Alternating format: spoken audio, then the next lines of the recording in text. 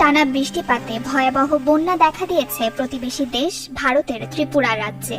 এ কারণে ডুম্বুর জলবিদ্যুৎ প্রকল্পের বাঁধ খুলে দিয়েছে কর্তৃপক্ষ। ফলে হু হু করে পানি ঢুকছে বাংলাদেশে।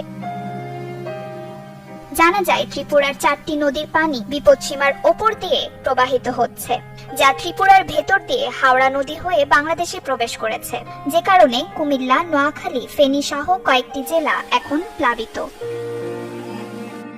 অঞ্চলগুলোতে বানের জোয়ারে ভেসে যাচ্ছে সবকিছু। জানমালের ক্ষয়ক্ষতি সহ ভেসে গেছে আবাদি জমি। ইতিমধ্যে সাহায্যের আবেদন জানিয়েছেন স্থানীয়রা।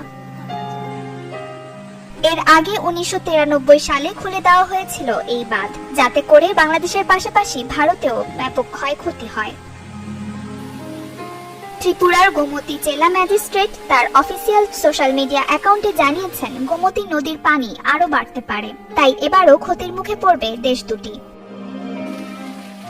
প্রতি বছর কেন হয় বন্যা? কেনই বা ভারতের পানি বারবার ভোগায় বাংলাদেশকে? ভৌগোলিক কারণে দক্ষিণ এশিয়ার অন্যতম নিচু ভূমির দেশ বাংলাদেশ। এখানকার ভূপৃষ্ঠের গড় উচ্চতা সমুদ্রপৃষ্ঠ থেকে 10 মিটার বা প্রায় 33 ফুট। অপরদিকে ভারতের সীমান্তবর্তী অঞ্চলগুলোর উচ্চতা বাংলাদেশের তুলনায় কয়েক গুণ বেশি। সাধারণত পানির ধারা উঁচু জায়গা থেকে নিচু ভূমিতে প্রবাহিত হয়।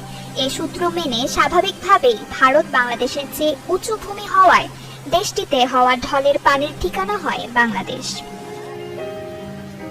তবে উচ্চতার খেলায় ভুক্তভোগী ভারত নিজেও।